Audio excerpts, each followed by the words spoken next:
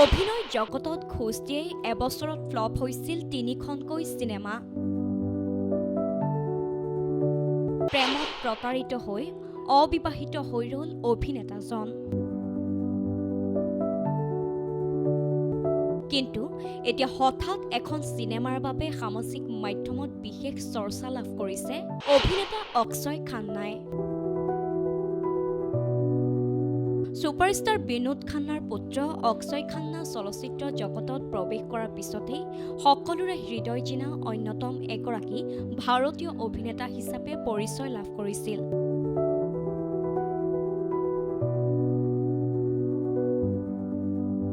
Border, হালচাল, তালকে ধৰি বহুকেইখন জনপ্ৰিয় ছবিত নিজৰ অভিনয়ৰে অতি কম সময়ত অনুৰাগীৰ মনত স্থান লাভ কৰিছিল অক্ষয়ে। কিন্তু এইবোৰৰ মাজতো নিজৰ এই যাত্ৰাক লৈ কোনো মুহূৰ্তত আৱেগিক হৈ পৰে অক্ষয় খান্না। কিয়নো পিতৃ বিনোদ খান্নাৰ ছবি হিমালয় পুত্ৰৰ জৰিয়তে বলিউডত অভিষেক ঘটাই যদিও এই ছবিখনে বক্স অফিচত বিশেষ একো জনপ্ৰিয়তা লাভ কৰা নাছিল।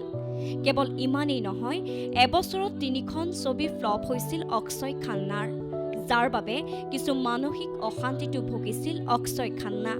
ইয়াৰ লগতে আন একাংশৰ মতে অভিনেত্ৰী কৰিশ্মা কাপুৰৰ প্ৰেমত হাবুডুবু খাই থকা অক্ষয় খান্না যেতিয়া প্ৰেমত প্ৰতাৰিত হৈছিল তেতিয়াও নিজৰ কেৰিয়াৰত মনোনিৱেশ কৰিব পৰা নাছিল।